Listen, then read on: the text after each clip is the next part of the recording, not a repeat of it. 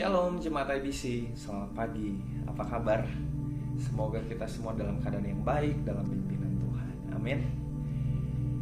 Dan mari pagi ini sebelum kita memulai hari ini, mari kita akan meminta pimpinan Roh Kudus belajar akan firman Tuhan yang akan melandasi hari ini. Sebelumnya mari kita berdoa meminta pimpinannya. Tuhan Yesus yang baik, kami bersyukur Tuhan masih memberikan kami kesempatan sekali lagi untuk membuka mata kami, menjalani hari ini dan merasakan berbagai berkat jasmani rohani yang Tuhan sediakan bagi kami hari ini. Kami mau persiapan hati kami, namun sebelumnya kami rindu firman-Mu melandasi kehidupan kami, agar kami semakin berkenan di hadapan-Mu. Siap kehendak kami dikuasai oleh Roh Kudus-Mu. Terima kasih Tuhan, kami mau berjalan bersama-Mu, pimpin kami. Kami mau mendengar firman-Mu dan jadikan kami pelaku firman-Mu. Haleluya. Bapak Ibu Saudara yang terkasih dalam Tuhan Yesus Kristus, pagi hari ini kita mau belajar tentang menjadi ciptaan yang baru. Seperti apa menjadi ciptaan yang baru? Menjadi ciptaan yang baru dalam konteks kekristenan bisa diartikan sebagai sebuah perubahan karakter. Perubahan karakter ini merupakan perjalanan transformasi yang mendalam dan begitu bermakna dalam kehidupan seorang Kristen. Perubahan ini bukanlah hasil usaha manusia semata, Bapak Ibu Saudara, melainkan karya Roh Kudus yang bekerja dalam hati dan di dalam pikiran kita.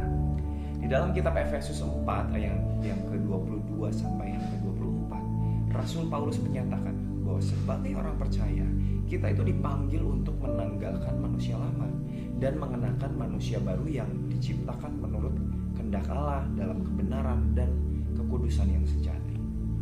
Ketika kita menerima Kristus sebagai juru selamat, Bapak, Ibu, Saudara, dan saya akan mengalami yang namanya kelahiran baru. Rasul Paulus menjelaskan bahwa jika seorang ada di dalam Kristus, jika kita ada di dalam Kristus, maka kita adalah ciptaan baru. Yang lama sudah berlalu dan sesungguhnya yang baru sudah datang. Transformasi ini atau perubahan ini dimulai dari dalam hati, di mana Roh Kudus memperbaharui pikiran dan keinginan hasrat hati kita. Proses ini dikenal sebagai pengudusan, di mana kita terus-menerus diubah menjadi serupa dengan gambar Kristus. Salah satu aspek penting dari perubahan karakter dalam Kristus adalah pengembangan buah roh. Dalam Galatia 5 ayat 22-23 mencatat bahwa ketika kita menjadi ciptaan baru, maka kita akan merasakan buah roh. Di antaranya kasih, ada sukacita, ada damai sejahtera, semakin sabar, semakin punya murah hati, semakin punya kebaikan, setia, lemah lembut, dan punya penguasaan diri. Buah roh ini adalah tanda nyata dari kehadiran Roh Kudus dalam hidup kita dan bukti bahwa kita sedang mengalami perubahan karakter. Ketika kita mengizinkan Roh Kudus bekerja dalam hidup kita, buah roh akan semakin nyata terlihat dalam tindakan dan sikap kita sehari-hari. Perubahan karakter dalam Kristus juga melibatkan pembaharuan pikiran. Di dalam Roma 12 ayat 2 mengingatkan kita, janganlah kita menjadi serupa dengan dunia ini, tetapi marilah kita berubah oleh pembaharuan budi kita, sehingga kita dapat membedakan mana kehendak Allah, apa yang baik, yang berkenan pada Allah, dan yang sempurna. Pembaharuan pikiran berarti kita harus mengisi pikiran kita dengan firman Tuhan, merenungkan kebenarannya, dan tentu saja mengaplikasikannya, melakukannya dalam kehidupan kita sehari-hari. Ketika pikiran kita diperbaharui, sikap dan perilaku kita juga akan berubah sesuai dengan kehendak Allah. Selain itu, Bapak Ibu Saudara yang terkasih, perubahan karakter dalam Kristus memerlukan kerendahan hati dan tentu saja ketaatan. Tuhan Yesus sendiri memberikan teladan kerendahan hati yang sempurna dengan mengosongkan dirinya dan menjadi hamba yang taat sampai mati di kayu salib.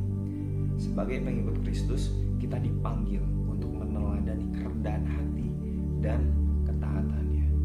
Kita harus bersedia melepaskan keinginan dan ambisi pribadi kita dan menyerahkan diri sepenuhnya kepada kehendak Tuhan.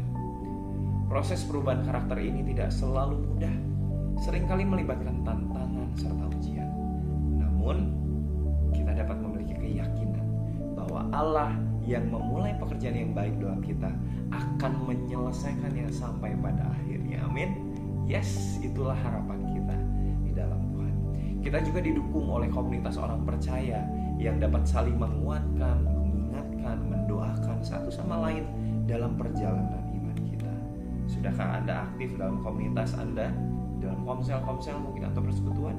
Silakan aktif ya. Dan sebagai kesimpulan, perubahan karakter dalam Kristus adalah perjalanan seumur hidup yang dipenuhi dengan pertumbuhan dan pembelajaran. Dengan mengandalkan kekuatan Roh Kudus, merenungkan firman Tuhan, dan meneladani Yesus dalam kerendahan hati dan ketaatan, maka kita akan semakin diubahkan menjadi serupa dengan Kristus. Di dalam proses ini, kita tidak hanya mengalami transformasi atau perubahan pribadi, tetapi juga kita menjadi saksi hidup bagi dunia tentang kuasa dan kasih Allah yang mengubahkan. Amin. Selamat menjalani kehidupan sebagai ciptaan baru. Tuhan Yesus memberkati.